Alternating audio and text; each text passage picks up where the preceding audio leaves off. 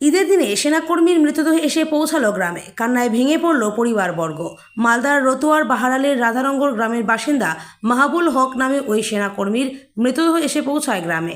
দেহ গ্রামে আসতেই কান্নায় ভেঙে পড়ে পরিবারবর্গ সহ গ্রামবাসীরা। সেনাকর্মীতে রাজস্থানে কর্মরত ছিলেন, আর সেখানেই ট্রেন থেকে পড়ে মৃত্যু হয়েছে এমনটাই জানা যাচ্ছে। দেহ গ্রামে ফিরে আসার পর শেষ শ্রদ্ধা জ্ঞাপন করা হয় সহকর্মীদের তরফে। এসছি রাধানগরে আমাদের জওয়ান উনি বাড়ি ফিরছিলেন ঈদের সময়। বাড়ি ফেরার পথে সেই ট্রেনে আমরা শুনতে পেয়েছি যে ট্রেনে একটা দুর্ঘটনা ঘটেছে। আমরা এই শোকাহত এখানকার এলাকাবাসী রাধানগর প্রায় সকল মানুষ এখানে শোকাহত। এমনি ওর পরিবার তো কোনো অভিযোগ করছে কি? পরিবার থেকে তো অভিযোগ এখনও এরকম শুনতে পাইনি। পরে থেকে আমরা এটা জেনে তারপরে তদন্ত সাপেক্ষে এই যে লোকটা কি ঈদের ছুটিতে বাড়ি আসছিল? হ্যাঁ, বাড়ি আসছিলেন। এবার ট্রেনে কীরকম কী ঘটনা ঘটেছে সেটা পুলিশ আধিকারিক তার ডিপার্টমেন্ট এটাকে তদন্ত করে দেখবেন সেটা কী ব্যাপার হবে। আপনার নাম? আমার নাম লিটন, আমি তৃণমূল কংগ্রেসের যুব প্রেসিডেন্ট। পবিত্র ঈদ কিন্তু আমাদের এলাকার জন্য অত্যন্ত শোকের একটা দিন। আজকে আমাদের বাহারাল অঞ্চলের রাধানগর গ্রামে আমাদের মহবুল নামের এক ভাই, বয়স 27, ইন্ডিয়ান আর্মিতে কর্মরত অবস্থায় ছিল। ঈদের দিনে বাড়ি ফেরার জন্য সে ট্রেনে করে বাড়ি আসছিল। মোগলসরাই স্টেশনে একটা দুর্ঘটনায় তার মৃত্যু হয়। আজকে আমাদের সারা এলাকা জুড়ে শোকের ছায়া।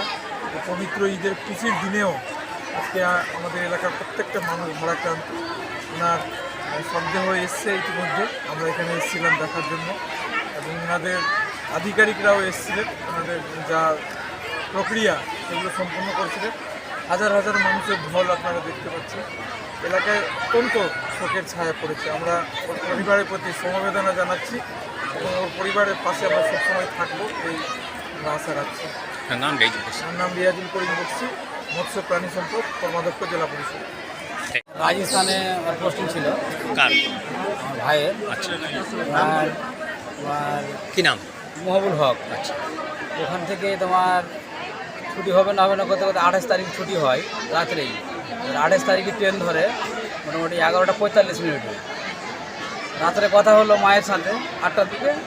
তারপর থেকে তো স্ত্রীর সাথে কথা হয়েছে রাত্রে, দিনমানও কথা হয়েছে। সন্ধ্যায় 7:30 থেকে লাস্ট কথা হয়েছে। তারপরে আর কোনো ফোনে কথা হয়নি। মোবাইল কোন ট্রেন ধরেছিল? হ্যাঁ, কোন ট্রেনে আসছিল? ট্রেনের নামটা তো ভুল মনে নেই। আচ্ছা, তো তোমার ওই 7:30 থেকে লাস্ট কথা হয়। তারপরে বেবি কাঁদছিল, ওই সময় আগে ঘুমাতে আগে ফোন করিস এই বলে ফোনটা রাখলো। তারপরে আর কোনো খবর নেই। এবার রাত্রি মোটামুটি 11:30-12টা এরকম টাইমে আমরা থানা মারফত জানতে পারি একটু যে ওকে ধরে পাওয়া যায়। তো গাড়ির কন্ট্যাক্ট নাম্বার চাইছে, গাড়ির কন্ট্যাক্ট নাম্বার দিলাম। তারপরে আমরা তার বসে নেই, ওরা বসে থাকলে আমরা বসে নেই, খোঁজ খবর চালাচ্ছি একে ওকে, আত্মীয় স্বজনকে, বাবার বন্ধু বান্ধব, বা হয়তো আর কেউ কোনো যাতে চাকরি করছে বা আর এত ফোন করছি। আর যেখানে থাকতো রাজস্থানে ওখানে কিন্তু ফোন করলাম যে মালিক, ওকে ফোন করার পরে ও আপনার বললো যে এখন ঠিক আছে, চোট লেগেছে, মানে সমস্যা নেই। এটা বলার পরে বলছি যা বলবো মানে সকালে বলবো 8টায়। তারপরে এবার সারা মানে সকাল 5টা থেকে শুরু ফোন লাগাইছে। এগারোকে ফোন করার পরে সকাল 5টার দিকে ফোন তো ধরলে না, 8:30টার দিকে ফোন ধরছে। ফোন ধরার পরে বলছে দুবার বেঁচে নিয়ে মারা গেছে। তো কীভাবে হলো এটা? ট্রেন দুর্ঘটনা, মানে ট্রেন থেকে কোনো কারণে পড়ে যায়, এটাই বলেছি আমরা। তারপরে আমরা এখনও কোনো কিছু জানি না, আর এখন কি খবর পাইনি।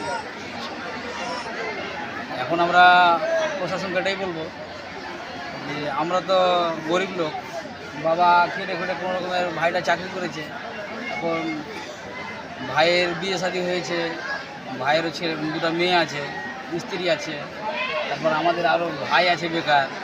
আমরা চাইছি যে চাকরি বদলে চাকরি যদি হয়, মেয়ে দুটাকে দেখে, তাহলে আমরা খুব খুশি হব। কবে চাকরি পেয়েছিল? কবে পেয়েছিল মোটামুটি 7 বছর হলো। রাজস্থানে পোস্টিং ছিল, আরও অন্য অন্য জায়গায় ছিল, কিন্তু এখন পোস্টিং রাজস্থান। ঈদের জন্য বাড়ি আসছে। ঈদের জন্য বাড়ি আসছে। তোমার নাম? মোহাম্মদ সাহাব।